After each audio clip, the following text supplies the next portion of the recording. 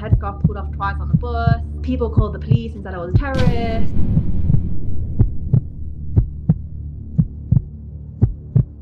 Assalamu alaikum warahmatullahi wabarakatuh, everyone. I'm Aisha Roisley and I'm joined with Ribecca Rana. You guys might not have seen her story yet. Walaikum salam. You guys might not have seen her story yet because it's kind of on the down low right now, but I'm excited to reveal it because I saw it and oh my God, it's so inspirational. I love your story so much, by the way, sister. And I'm really excited to get into it with you guys. Okay, Bismillah. Let's start with the first question. Can you tell us about your first introduction to Islam at the age of 8? And how did your Muslim nanny and religious studies shape your initial understanding of Islam? So the first time I came across Islam was we got a Muslim nanny. She was from Guinea in Africa. And sort of she came over to look after me and she was a Muslim. So I didn't know anything about Islam until then. And then once I met her, she started to pray during Ramadan and she started to fast during Ramadan. She wasn't really into praying, outside Ramadan, but I learned that Muslims pray and Muslims fast from her. And then we had a religious studies class and we got out a prayer mat, we got out a hijab, we got out this sort of thing. So the main thing that I knew when I was 8 was that Muslims pray and Muslims fast. But I kind of saw it as, oh, they do that, but we don't do that. So it was more kind of like, this is another group, they pray and they fast and this sort of thing. But it didn't really raise any questions of converting for me at that time. Okay, interesting. I know you were 8, but were you already religious? Did you believe in God? So I believe my family were atheists and agnostic. So I wasn't really from a religious background. It wasn't until I was a bit older that I started kind of thinking, about God and everything. Probably about 10 or 11, I started to believe in God. But before that, it wasn't really something that was on my mind. It wasn't really something that was talked about in my family. I didn't really think about it, to be honest. Interesting. Do you remember ever having moments in your childhood where you would talk to God or pray to God? Because I grew up in an atheist family as well, but I remember there were moments when things were really difficult in my childhood where I would ask God for things or I would kind of pray to God. Were there any of those kind of moments for you? It mainly started once I attended a Christian school. So obviously I didn't become Christian, but it was kind of that exposure to God. I remember my first exposure to God and that sort of thing, praying actually made me cry because that idea of God and that sort of thing is just something that never really been presented with. I knew some people were Christian, some people were Muslim, some people were Jewish, but the whole religion thing I'd never been exposed to. So the first time, and it was really praying to God was really powerful for me. Writing this, I went to a Christian school when I was about 10 and we had to write a letter to God. And I remember just feeling really overwhelmed. And I feel like that's where my journey towards Allah started and towards God started at that age. So your mum actually converted to Islam. Can you tell us a little bit about that? Yeah, so my mum converted when I was 14. I don't want to go into too much detail because it's her story and it's her choice whether she wants to share it and that sort of thing. But she converted when I was 14. It was kind of that triggered me to look more into Islam or see that Islam wasn't just kind of for brown and black people, that, everyone can be Muslim. Because I think that was the sort of idea I had when I was younger, that it's just for black and brown people. It's not for white people. And that, because I didn't know a lot about Islam as well, apart from they pray and they fast. I hadn't read the Quran, I hadn't done this sort of thing. So I kind of just thought, oh, this is a religion for another race, this is another group, that sort of thing. So it kind of opened my eyes up to the fact that Islam is more inclusive. When she converted, did it made you want to convert? No. So actually, when my mum first converted, I remember feeling like it's her choice. She can do what she wants. I felt supportive. If this is what is going to make you happy, then do it. That's how I felt. And I remember the first time I went to the mosque, I felt completely out of place, to be honest.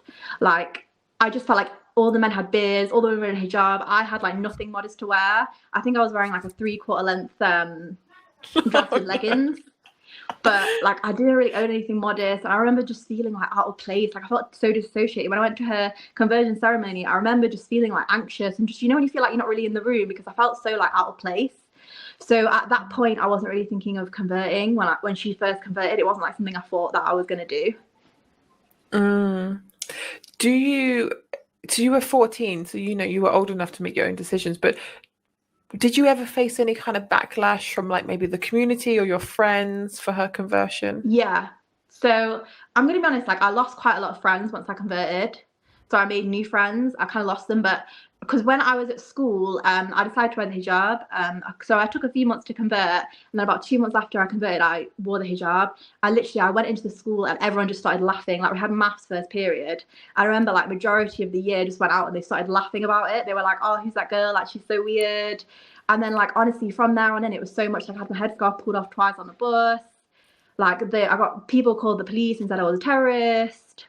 Like, it was just all the time. Like, I even had this one guy who always used to nick my pencil case, just like regularly. I had lost like 3-4 pencil cases. I didn't realize it was him until one day I saw him running away with it. And I looked at him and I said, "You know, you've got my pencil case there." And he stopped doing it after that. But it was just constant, like, there was a lot of Islamophobia in that school. Oh my God. Yeah, I guess so, like, the area you grew up was probably, was it quite mixed in terms of like Muslims and stuff? There were Muslims at the school. There were mostly Muslim boys. There weren't many Muslim girls. But to be honest, I used to pray at lunchtime. There was nowhere to pray. So I asked the school, like, is there somewhere I can pray? So they gave me like the main assembly hall, which sounds really dramatic, but no one was there. But there was a classroom that overlooked that assembly hall. And those Muslims actually used to come down and like copy me praying, like mock me, you know, like copy me. So they weren't the most supportive. And a lot of them, they had like an issue with me becoming Muslim, some of them, because they felt like I was white. So they had an issue with it, some of them. But they did say after a while, like, "Oh, we've got used to it now, like, we're okay with it now." But at first we were a bit funny, like, we didn't really like it. But they were young, you know what I mean? They're only like 14, so. Wow. So how old were you at this point when you converted? I was 14. Yeah, 14. Wow, I was 14 and then I turned 15 2 months after. Sorry, it just takes me a minute to get my head around exactly how old I was. No. I was just like, I remember what it was like going to school, and to make such a big change like that in a school is so brave. It's so brave. Like, I just want you to realize that, because I know what it would have been like in terms of the bullying, in terms of what people would have been saying. But you made a choice and you stuck by it despite what everyone was saying, what everyone was doing. That is amazing, mashallah. That is really amazing. Because it's very different to convert. And like, I converted in my 20s, right? So yeah, I had some family backlash, but it wasn't every day. When you go to school, you know, school is like your life when you're going to school, when you're going to high school, secondary school, it's your world. Your friends are your world. It just becomes everything. And to be pushed out, it can be really heartbreaking, subhanAllah. Yeah. Wow. You know what? I think I was very strong at the time. I've actually think as I've got older, I've got a little bit more anxious and a little bit more kind of worried about what people say. But when I was 14, I was like, I did not care what anyone said. I was like, I'm going to wear a headscarf. I'm doing this for Allah. Like, this is what I want to do. Like, I'm going to do it. And sort of people, you know, putting pressure on me, pulling my headscarf off, saying this, saying that, it didn't like affect me. I think I remember on the day I wore the headscarf, literally, when everyone went out and laughed, I just felt this strength of God. Like, I felt God, like, suddenly I just felt this rush of like Allah, like, being with me, like, as they were all laughing. And then I feel like that's what got me through, to be honest. SubhanAllah. It reminds me of like the story of Maryam, and how like the first thing when she gave birth to Jesus, when she gave birth to Isa, the thing that she was worried about, the dua that she made, was based on the fact she was so worried what people are going to say about her. And that's natural for us to be worried about our communities, what our communities are going to say. And the fact that that was like her first worry, like, really shows like the human nature of wanting to fit in. And when you don't fit in, it's so painful and so difficult. And to fight against that for religion, there's so much reward in it, subhanAllah, seriously. So what was the final thing that made you like declare your shahada? So I think it was a collection of things. So when my mum first converted, my position was, this is my mum's decision. I feel a bit uncomfortable in the mosque. But sort of her converting it you know, pushed me to look into Islam and look into the Quran. So I started watching, I think, Numan Ali Khan, Mufti Mang, reading the Quran. It was actually the Quran that, to be honest, made me convert, as well as the peace that I felt with Islam. So when I first read the Quran, I found it so true. Like, what it was saying, I just found like the sign of the boat sailing on the sea, the sign of the alteration of the day and the night. These sort of signs, they really spoke to me that, wow, like this book is a miracle. Like, it must be from Allah. And that really scared me because I had like this idea of how my life would be. Like I go to uni, I go clubbing, I'd, you know, make money. I'd sort of had this kind of pathway that I thought I would follow. And then kind of I read this book and I started looking into this religion. I was like, oh, I feel like this religion is true. And at first that scared me because I felt like I would have to change myself. But then what happened was, as I was reading Quran, my heart started to soften. So I felt like all those kind of things that I wanted, they kind of went away, and it was kind of like building my relationship with God. And as I built my relationship with God, like all those other things didn't matter as much. Like, you know, I wanted to wear a certain clothes, I wanted to do this, I wanted to do that, and kind of I completely changed my life. But like I'm so grateful that I did. It improved my life so much in so many ways. So were there any challenges or fears that were stopping you from converting to Islam, and how did you address them? So I think my fear was just about having to change my life completely. Like, obviously, like you had this idea that, oh, you're going to go to uni, you're going to go clubbing, you're going to go like, you know, get a boyfriend, this sort of thing, and make money and this sort of thing. And like, it was a real big change for me. And I think the biggest thing that I was most apprehensive about was that change to my plan. I hadn't kind of started clubbing or anything. I was only 14. But sort of, you know, when you make an idea in your head about what your future's going to be, and to kind of convert to Islam is to turn that kind of 360 degrees around. So I think I was just apprehensive about what my life would look like in the future. Definitely. I mean, you converted very young, mashallah, and that's amazing. That's so amazing. And those things that were concerning you were, you know, very obviously from shaitan, like the things of shaitan saying like, what if you miss out on these haram things, you know, but you battled through that, subhanallah. And how has Islam transformed or influenced your daily life? So obviously there's the prayer, but there's just this feeling of being close to Allah, like just feeling like Allah is with you all the time, and feeling like this, you know, merciful God being with you all the time is how it's changed my life. So it's completely changed my life. And I feel like I'm more conscious of what I'm doing. So I'm more conscious, I don't say something bad about people, because, you know, it's not good to say bad things about people. Like, watch your ego, don't be too arrogant, this sort of thing. Like, really trying to watch myself. And it's kind of changed my daily life a lot in terms of praying, you know, wearing hijab as well. I do find with some people you can have a bit of a chat with them and a bit, you know, smile at them, this sort of thing. But some people can be a bit funny. So I feel like I've experienced like a bit of more Islamophobia. And I think as white people, we don't experience racism, we don't experience Islamophobia without the hijab. So we kind of go around the world thinking, oh, everything's great. But I feel like once you put the hijab on, you realize that there's a lot of discrimination and a lot of kind of these, you know, systemic discrimination from people and this sort of thing. And it kind of works in a systemic way rather than just one individual, because there's a lot of people, it kind of becomes like a system of Islamophobia and racism. And I think as maybe a white person, you might be a little bit aware of it, but you don't quite think about it. It doesn't really, it's not on your mind. Whereas when you wear hijab, you start seeing these systems of Islamophobia and this sort of thing, which is a big change.